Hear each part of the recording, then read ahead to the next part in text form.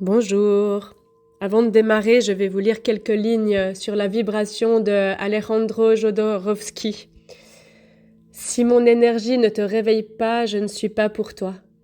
Si mon esprit ne t'inspire pas, ne force pas la connexion. Si ma pensée ne te fait pas réfléchir plus profondément, ça n'a aucun sens de me garder en tête. Si ma passion ne t'émeut pas, alors il vaut mieux changer de direction. Si ma présence ne t'aide pas à évoluer, mon absence le fera certainement. Si mon amour n'ouvre pas ton cœur définitivement, un autre amour le fera. Va et trouve ce qui fait vibrer ton être, ne t'arrête pas, même pour regarder derrière toi. L'un des plus grands actes d'amour est de lâcher prise. La vibration ne ment pas, fais confiance à ton processus. Je vous lis ça en en-tête de ce podcast parce que quand moi j'utilise le mot manipulation, je l'utilise pas forcément négativement tout le temps. Quand on manipule un objet, on le manœuvre, on le retourne, on le touche dans la texture, on l'utilise. Et en fait, dans les relations humaines, on a des personnes avec qui la vibration est plus forte, avec qui il y a plus d'affinité qu'avec d'autres, parce qu'aussi on se nourrit, parce que c'est des échanges, c'est une forme de manipulation et ça ne signifie pas forcément que c'est quelque chose de négatif dans nos vies. Et chacune d'entre nous a des mécanismes conscients et inconscients de manipulation, qu'ils soient positifs ou négatifs, d'échange d'énergie, qu'ils soient positifs ou négatifs. Dans le podcast des pièges relationnels, je vous ai parlé des échanges énergétiques de la prophétie des Andes. Et c'est très parlant. En fait, c'est des mécanismes en nous et plus on les met en lumière, plus on peut les déjouer. Et plus on peut prendre la responsabilité de ça et ne pas projeter ses propres blessures sur les autres. Mais bien évidemment, c'est un chemin. Alors moi, tout ce que j'ai envie de vous transmettre dans ce podcast, c'est d'identifier quelques signaux d'alarme qui disent que là, la relation n'est pas du tout équilibrée en termes de manipulation. C'est-à-dire que je suis en train de me laisser vider énergétiquement comme un aspirateur qui me prend toute mon énergie en face et je suis en train de laisser faire ça. Je suis en train de me dévitaliser parce que j'ai une blessure d'abandon, parce que j'ai une blessure de rejet ou d'humiliation ou autre qui m'empêche de faire différemment à l'instant. Donc, moi, je vous donne une liste en fait de caractéristiques qui a été établie par une thérapeute qui s'appelle Isabelle Nazarega. Et comme ça peut vous aider en fait à identifier quand il y a quelque chose qui vous dérange, qui vous fait mal au ventre, qui vous insécurise vraiment dans une relation. Demandez-vous quels sont les échanges, quelle est la manipulation de la relation entre nous, comment elle se produit. Ok ? Si vous avez des doutes par rapport à une personne que vous côtoyez, dites-vous, c'est pas forcément un manipulateur, une manipulatrice consciente, d'accord ? Les gens font souvent pas les choses de manière consciente. Et les personnes qui font ce genre de choses ou du mal de manière très, très consciente, délibérée, il y en a pas tant que ça. Ok ? Il y a surtout des gens blessés aujourd'hui. Donc écoutez vos antennes quand elles s'allument. Et peut-être que parfois nos blessures à nous empêchent d'enlever les œillères et de voir la personne telle qu'elle est. Parfois, vous êtes des âmes très sensibles, des personnes très sensibles et vous avez la capacité de voir l'âme des gens, leur essence, leur beauté. Et vous ne voyez pas forcément dans la réalité toutes les barrières qui restent entre pouvoir vous connecter avec cette essence et les ronces qu'il y a autour, les armures qu'il y a autour. Et c'est ok, d'accord ? Si vous avez par contre des sensations corporelles, des émotions, ou que vous êtes traversé par de la peur, de l'anxiété, de la colère, de la honte ou de la tristesse, que vous expliquez pas tout à fait, que vous avez envie de rester en lien avec cette personne, mais que vous vous sentez dévitalisé ou pas confortable, prenez le temps de chercher les causes qu'il y a dessous, en fait, à l'intérieur de vous. Parce que souvent, ces ressentis-là, quand ils se reproduisent en boucle et en boucle dans une relation, c'est que ça met en lumière des incohérences entre ce que la personne dit et ce que la personne fait. D'accord ? C'est-à-dire que pour moi, d'observer les promesses ou le blabla mental ou les théories ou l'enseignement, c'est une chose. Et quand c'est pas incarné, tout à coup, le comportement, l'action, le ton de voix, ce qui suit le discours ne suit pas et n'est pas là, bah, il y a quelque chose qui me met inconfortable. Ok, là, cette incohérence entre ce que la personne dit et ce que la personne fait. Si la personne, elle communique de manière ambiguë ou pas claire, ou que malgré une apparence très belle et lumineuse et très sympathique, elle me fait en permanence douter de ce que j'ai dit ou fait et que ça me fait me sentir mal en permanence, ben peut-être que je suis face à une personne qui a trop de blessures ou qui se rend pas encore compte de sa manipulation, de ses jeux. Et à ce moment-là, c'est moi qui peux choisir de quitter cette relation parce que ça ne vibre pas et d'aller travailler par exemple une blessure de rejet, d'abandon, c'est possible. Ou alors c'est moi qui peux fixer des limites, j'y reviendrai plus tard. Et donc dans ces signaux, il y a le fameux tu qui tu, c'est-à-dire que quand j'essaye d'exprimer une émotion, un ressenti, de revenir sur quelque chose qui s'est passé de manière bienveillante, de dire à l'autre, tu sais, j'aimerais bien qu'on discute de ça, parce qu'on n'a pas le même point de vue et j'aimerais bien que tu visites comment c'est pour moi dans mon monde. Et que l'autre personne vous répond tout le temps en vous expliquant pourquoi vous ne devez pas avoir ce sentiment, en vous expliquant pourquoi c'est comme ça pour elle et pour elle et pour elle. Mais en fait, vous n'existez jamais. Donc il y a le fameux aussi tu qui tu, c'est-à-dire que la personne vous répond oui parce que tu qui tu. Et elle dit pas ah bon, raconte-moi ce qui se passe pour toi. Ou bien oui, j'ai pas le temps maintenant, mais on prendra le temps dans 2 jours. Et on agende. D'accord ? Ça, le tu qui tu, quand je m'exprime sur mon ressenti, mes émotions, mes sentiments, ce que j'ai vécu de manière bienveillante et que l'autre personne fuit systématiquement et ne répond pas, vous sort le tu qui tu ou s'énerve, vous n'avez jamais la place pour exister ni l'un ni l'autre, pour exprimer avec une pleine vulnérabilité, une pleine authenticité ce qu'il y a réellement dedans. Donc moi, je vous parle des signaux quand vous exprimez clairement vos besoins, ce que vous ressentez, que vous essayez d'inviter à la communication consciente, bienveillante et que vous prenez ces signaux en face en permanence, là on peut parler d'une manipulation qui est négative et qui vide de l'énergie. Alors il y a les personnes qui vont culpabiliser les autres en permanence, au nom de leur travail, au nom du lien familial, de l'amitié, de leurs valeurs, de l'amour, de la conscience professionnelle. Il y a ceux qui reportent en permanence leurs responsabilités sur les autres, qui prennent pas leurs responsabilités. C'est-à-dire que quand vous leur dites ben là moi j'ai fait une erreur et je pense que toi aussi, ils vont jamais dire ah oui moi aussi, ils vont dire oui mais je te l'avais bien dit. Voilà. Les personnes qui arrivent rarement ou pas du tout à communiquer clairement leurs demandes, leurs besoins, leurs sentiments et leurs opinions. Elles manipulent systématiquement pour arriver à leur fin parce qu'elles ne parviennent pas à réussir à poser leurs besoins dans l'instant ou leurs limites. Les personnes qui répondent tout le temps de façon floue. « Ah oui, on en parlera dans 1 mois. Ah oui, en fait, je voulais te demander ça. » Et la personne ne répond pas à ce que vous venez de lui dire, elle répond par autre chose. Les personnes qui changent leurs opinions tout le temps en permanence, les comportements, les sentiments, en fonction des personnes ou des situations.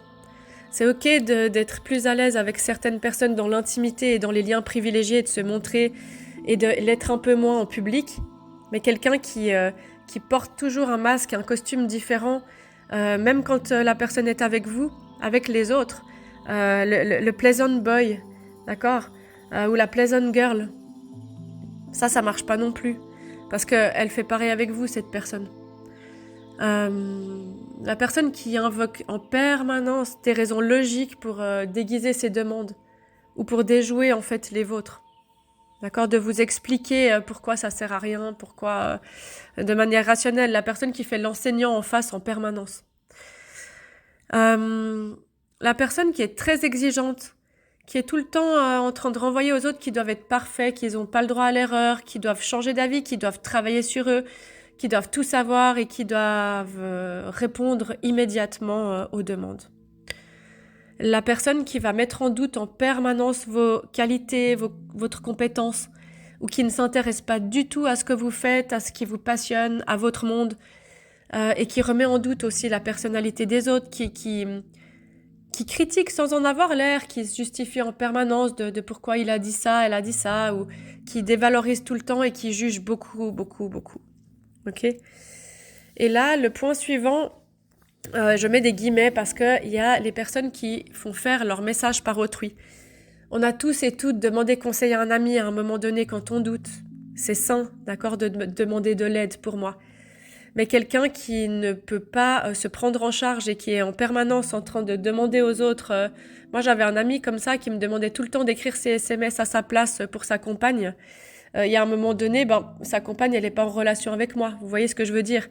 Donc, les personnes qui font en permanence faire leur vulnérabilité, leurs limites ou par autrui, ça marche pas. Parce que moi aussi, j'ai des doutes et je demande de l'aide. Et je fais un chemin, mais j'essaye de me responsabiliser quand même. Donc ça, c'est quelque chose qui s'apprend et voilà. Les personnes qui se placent en permanence en victime de tout pour qu'on les plaigne, ça, c'est dévitalisant aussi. Et les personnes qui ignorent vos demandes alors qu'elles ont pris la responsabilité et dit « je vais m'en occuper ». D'accord ? Quand vous posez votre demande et la personne, elle dit « ah oui, je vais faire ci, je vais faire ça, je le fais demain ». Puis après, voilà, il n'y a pas eu d'action, il n'y a pas eu de matière. Et ça, c'est fréquent tout le temps. La personne qui n'ose pas, en fait, poser ses limites et vous dire « non, je ne veux pas le faire » et qui affronte, par exemple, pas les conflits ou qui a peur du conflit, elle vient même pas dans une communication bienveillante, la personne, parce qu'elle a trop peur du conflit. Ça fonctionne pas non plus. Qu'est-ce qu'on a encore ? Ouais, on a les personnes qui utilisent les principes moraux, les dogmes, leurs valeurs de vie ou celles des autres pour assouvir leurs besoins et pour en fait se donner une direction qu'elles jugent en fait parfaite et merveilleuse, qui les dédouane, qui les décharge en fait de leur part d'ombre et qui les dédouane en fait, qui montre une image de regarde, je suis dans l'amour, je suis dans telle foi, je suis une belle personne. Et qui se vendent en fait au monde en permanence à travers ça. Mais qui sont-elles, elles, quand elles ne sont pas leurs valeurs de vie ? C'est de différencier les deux. C'est important aussi. C'est important. Et les personnes qui vous menacent de façon déguisée ou pratique ou implicite ou explicite, si tu ne fais pas ça, il va se passer ça. D'accord ? Ça, c'est juste pas possible. Et même les personnes qui vous crient dessus en permanence, dès que vous osez vous exprimer, vous prenez les foudres, c'est pas sain du tout. Et les personnes qui changent en permanence de sujet au cours d'une conversation, ou qui vous disent « ah, je suis fatiguée »,« ah, j'ai un truc à faire ». Dès que vous essayez d'aller dans une communication authentique, en vulnérabilité et consciente, et d'essayer d'exister, et de vous laisser exister tous les deux, la personne, elle s'échappe et elle change carrément de sujet en permanence. Ou elle s'échappe de l'entretien, du dialogue, et elle va faire autre chose, le téléphone, scroller, une activité, partir. Quand ça, c'est fréquent et que ça revient en boucle, à un moment donné, arrêtez de vouloir enfoncer des portes ouvertes. Prenez la porte ouverte et allez voir ailleurs. Les personnes qui misent en permanence sur l'ignorance des autres et qui font croire à leur supériorité. Je me place dans une posture de celui ou celle qui sait en permanence et toi tu ne sais pas. Je t'explique la vie. Ça, c'est pas très sain quand c'est tout le temps. Les personnes qui mentent, qui se cachent derrière le mensonge en permanence. Les personnes qui prêchent le faux pour savoir le vrai. Qui sont très égocentriques, qui n'arrivent pas en fait à différencier le monde de l'autre, de le leur et d'accueillir que ces différences chez l'autre sans avoir une émotion ou de l'ego qui prend le dessus. Ça, on a tous et toutes. Par contre, quand c'est en permanence et qu'on ne peut pas sortir de cette boucle-là en relation, ça fonctionne pas. Les personnes très jalouses qui vous disent, par exemple, « ah non, si tu parles avec cette personne, c'est fini entre nous ». Une personne qui vous aime, elle vous veut du bien. Donc, elle a envie que vous soyez bien entourés aussi. Les personnes qui supportent pas une critique ou qui nient une évidence. Elle a dit quelque chose et puis elle va nier qu'elle a dit ça. Qui a vraiment du mal à prendre une critique ou une remarque comme constructif et qui a du mal à voir que vous aussi, parfois, vous pouvez vous fâcher ou ne pas être content et ça veut pas dire que c'est contre l'autre, ça veut dire que c'est humain et que parfois on a tous et toutes le droit de poser nos limites. Et du coup, on a les personnes qui tiennent jamais compte des droits, des besoins ou du désir des autres. Il n'y a que la manière dont eux considèrent que c'est bon pour les autres qui compte. Les personnes qui utilisent souvent le dernier moment pour ordonner ou faire agir une personne, et les personnes qui ont très fréquemment un discours qui paraît logique et cohérent alors que les comportements et les attitudes répondent au schéma opposé.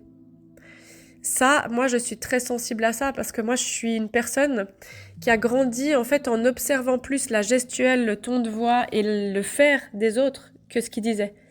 Donc ça m'a mis sur un autre plan de conscience pendant longtemps et j'ai dû vraiment batailler pour apprendre en fait différemment le monde de l'autre. Et c'est quelque chose que je travaille encore et moi, je suis du coup très sensible quand il y a une incohérence entre le geste, l'attitude et la parole ou les promesses. Donc c'est quelque chose qui m'active beaucoup et que je fuis assez vite en fait dans les relations. Quand c'est pas dans un chemin d'alignement, parce que ça ne peut pas être totalement aligné tout le temps. Mais quand c'est pas dans un chemin d'alignement, c'est quelque chose qui me correspond pas au niveau de la vibration à moi. Les personnes qui vont flatter en permanence pour vous plaire, vous faire 1000 compliments, des cadeaux et qui sont tout le temps aux petits soins pour vous, elles ont tellement peur de quelque chose qu'il y a une balance à ça, disons. Quand vous sentez un sentiment de malaise qui est produit par cette personne ou de non-liberté de vos actes, et les personnes qui tout simplement en fait sont globalement efficaces et douées pour atteindre leurs propres objectifs, mais aux dépens d'autrui, c'est-à-dire que le dommage collatéral que toi tu vas ressentir, on s'en fout. On n'est pas responsable des émotions des autres, mais par contre on peut faire les choses avec bienveillance. Les personnes qui vous forcent à faire des choses que vous voulez pas faire, que vous auriez probablement pas fait de votre propre gré. Et puis les personnes aussi, ça c'est un bon indicateur, qui font constamment l'objet des conversations même quand ils sont pas là. Ça c'est assez intéressant.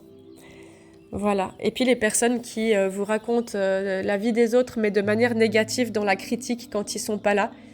Il y a une différence de parler entre une personne et de lui vouloir du bien ou raconter ce qui lui arrive et passer sa vie à critiquer les autres. Parce que si la personne le fait avec vous, elle le fait certainement sur vous quand vous n'êtes pas là. Donc si vous repérez tout ça qui revient tout le temps dans la relation, évaluez votre niveau de dangerosité, à quel moment ça m'aspire vraiment énergétiquement et à quel moment le degré de violence physique ou psychique vécue m'impacte. Et c'est quoi les effets destructeurs potentiellement sur moi? Et puis est-ce que je peux ne pas fuir mais partir de manière consciente? Est-ce que je peux évaluer cette situation de manière consciente? Travailler sur la situation et adopter des stratégies. Je garde mes distances, je baisse mon émotion, j'observe, je prête pas de la valeur à ça, je me recentre, je me remets dans mon mât. Je trouve des alliés pour m'aider à parler de la situation, un psy, des amis, des collègues, des membres de la famille. Et puis de consulter un thérapeute, une thérapeute si j'ai besoin pour faire la part des choses entre qu'est-ce qui vient de mon imaginaire, qu'est-ce qui vient de mon ressenti. Je me déculpabilise, puis une fois que j'ai un petit peu baissé toute cette émotion, j'interagis différemment. J'essaye d'utiliser moi le je plutôt que le tu. Plutôt que de dire tu me mets trop la pression, vous pouvez dire je me sens sous pression, je me sens stressée par toi. Vous observez le sentiment, vous identifiez votre besoin, vous faites votre demande, et si la personne elle déjoue tout le temps votre demande, même quand vous lui proposez d'exprimer la sienne en conscience, c'est là que vous le décelez vraiment. C'est que si vous dites à la personne, c'est quoi ton sentiment, ton besoin, viens on en discute, je regarde si je peux faire, je peux pas faire, et qu'elle rentre même pas en matière, là c'est une relation qui est plus alignée du tout avec vous. Donc vous pouvez sortir du triangle de Karpman, ok, ne plus être victime de ça, ni sauveur, vous êtes le sauveur ou la sauveuse de personne, ni d'une relation amoureuse, ni de personne, vous êtes le sauveur de vous-même. Donc apprenez à poser vos limites. Il suffit simplement de dire non, parfois, à quelque chose. De dire je pose mes conditions, ça c'est pas ok, ça je n'accepte plus, je pose mon cadre et je me sens soulagée. Et si l'autre personne, elle dépasse le cadre et elle ne le considère même pas pour essayer de le comprendre, voyez tout le bénéfice que vous tirez en continuant d'exprimer vos besoins. Et si ça marche pas, vous travaillez votre estime de vous et vous vous en allez. Et vous vous libérez de cette emprise sur vous pour dégager encore plus de conscience et de dire non, mais moi, je fais le chemin, j'ai plus envie de me mettre dans des situations comme ça. Ça me vide énergétiquement, c'est pas bon pour moi, je m'en vais voir ailleurs. Ok? Et c'est pour ça que je vous ai lu ce texte qui est très parlant. Et c'est pas facile, hein, de dire au revoir, de faire des deuils. Mais je vous assure que les personnes qui doivent revenir dans votre vie parce que tout à coup elles sont alignées, elles reviennent. C'est sûr. Faites confiance à ça et continuez d'évoluer. Et ce que vous vibrez, vous l'attirez à vous. Donc, si vous faites ce processus de remettre tout ce cadre, cette clarification de vos besoins, de poser vos limites, vous allez attirer des personnes qui le font. Et je sais pas vous, mais moi, c'est très rassurant d'être en lien avec des personnes qui savent poser leurs limites. Parce que comme ça, je peux exister pleinement. Comme ça, je sais que je vais pas leur faire du mal ou qu'elles vont me le dire si quelque chose les dérange. Et on peut s'ajuster. Et ça vibre juste. Et tout le monde peut faire ce chemin, c'est juste une question de décision. Et d'apprentissage de la vulnérabilité. Je vais vous faire un sujet sur la vulnérabilité prochainement. Alors si vous avez aimé ce podcast, n'hésitez pas à vous abonner, à le partager autour de vous, à liker, à mettre des petits commentaires. Et moi, je vous dis merci beaucoup pour votre écoute. Et tout ça, ça me motive à continuer à vous faire des sujets comme ça. À tout bientôt. Au revoir.